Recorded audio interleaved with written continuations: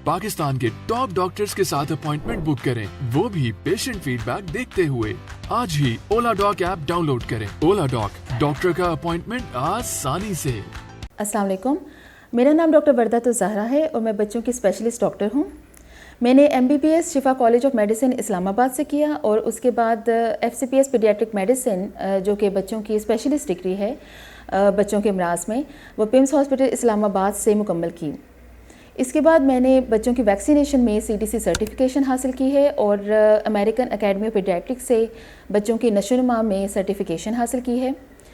मैंने federal government polyclinic hospital Islamabad और उसके बाद IDC PWD में बतौर कंसल्टेंट चाइल्ड स्पेशलिस्ट अपनी खिदमात अंजाम दी हैं। आज हम जिस टॉपिक के बारे में बात करेंगे वो है बच्चों में नज़ला ज़ुकाम, खांसी, बुखार और उसका सही इलाज।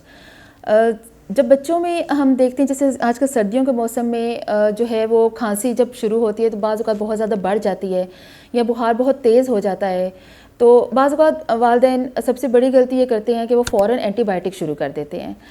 यहाँ पे मैं ये वाज़ेह करना चाहती हूँ कि ज़्यादातर जो इन्फेक्शंस हैं, जो नज़ला ज़ुकाम है, खांसी है और तेज़ बुखार है, 90% केसेस में वो वायरसेस की वजह से होता है।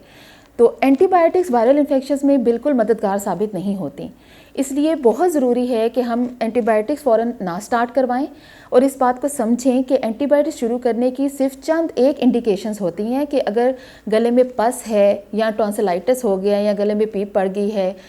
तेज़ बुखार या खांसी का ज़्यादा होना एंटीबायोटिक्स की ज़रूरत को इंडिकेट नहीं करता। ये वायरल इन्फेक्शंस होते हैं और वायरल इन्फेक्शंस जो हैं वो 5 दिन का दौरानिया लें या 7 दिन का लें या 3 लें, मुख्तलिफ वायरसेस के डिफरेंट होते हैं, वो वक्त के साथ ही ठीक होता है।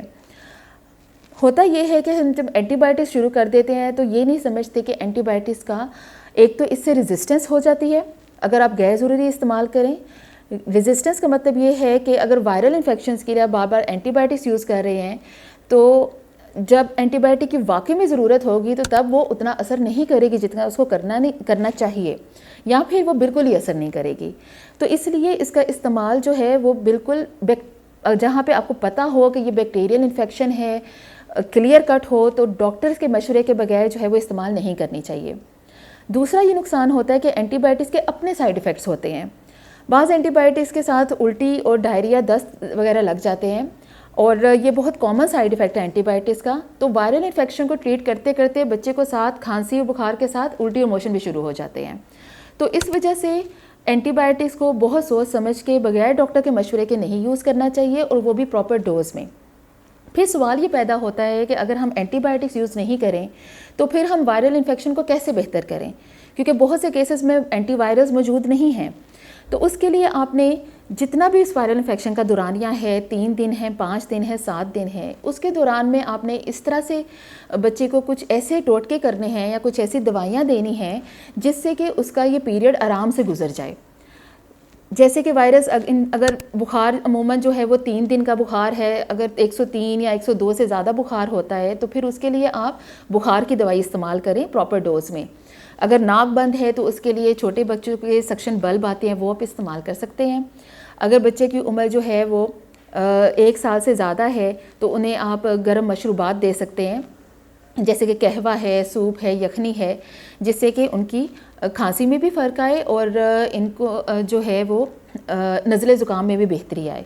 और नाक के ड्रॉप्स मिलते हैं जो सलाइन ड्रॉप्स हैं, वो आप यूज़ करवा सकते हैं, भाप करवा सकते हैं, जिससे ये दौरानिया बच्चे का जो बीमारी का दौरानिया है वो स्मूथ हो जाए।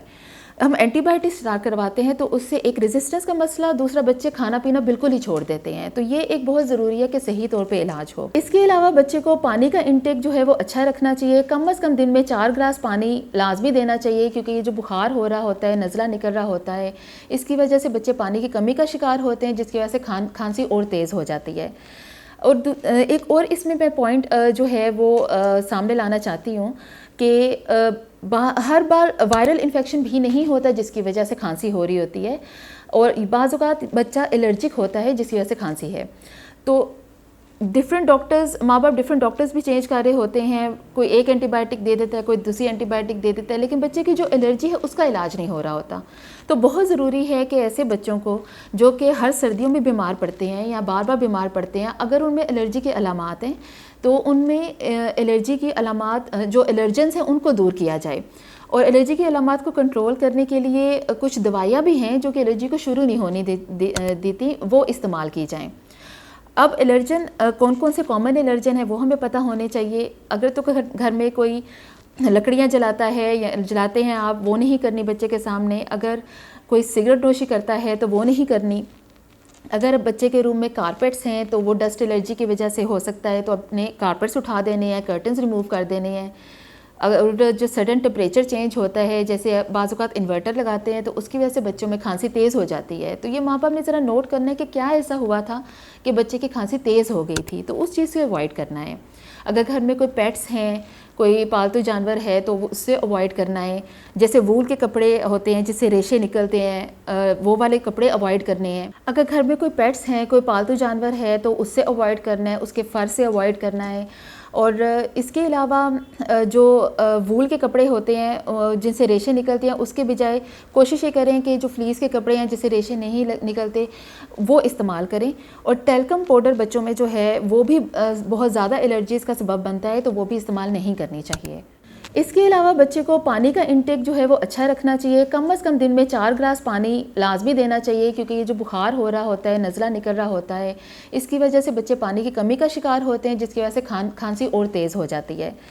और एक और इसमें मैं पॉइंट जो है वो सामने लाना चाहती हूँ कि हर बार वायरल इन्फेक्शन भी नहीं होता जिसकी वजह से खांसी हो रही होती है, और बाज़ औक़ात बच्चा एलर्जिक होता है जिसकी वजह से खांसी है। उम्मीद है ये मालूमात आपके लिए फ़ायदेमंद साबित हुई होगी। अगर आपको इस बारे में मज़ीद आपके कोई सवालात हों या क्वेरीज़ हों तो आप मुझसे पीडिया हेल्थ PWD इस्लामाबाद में रब्ता कर सकते हैं। मैं पीर से हफ्ते के दिन तक सुबह में 11 से 12 बजे और शाम के वक्त 6:30 बजे से 9 बजे अवेलेबल होती हूँ। और उसके अलावा मैं बरोज़ इतवार भी जो है वो 8 से 9 बजे शाम को आप मुझसे कंसल्ट कर सकते हैं। शुक्रिया। पाकिस्तान के टॉप डॉक्टर्स के साथ अपॉइंटमेंट बुक करें, वो भी पेशेंट फीडबैक देखते हुए। लाखों लोगों की तरह पाकिस्तान के सबसे बड़े डॉक्टर नेटवर्क का फायदा उठाएं और आज ही ओला डॉक ऐप डाउनलोड करें। ओला डॉक, डॉक्टर का अपॉइंटमेंट आसानी से।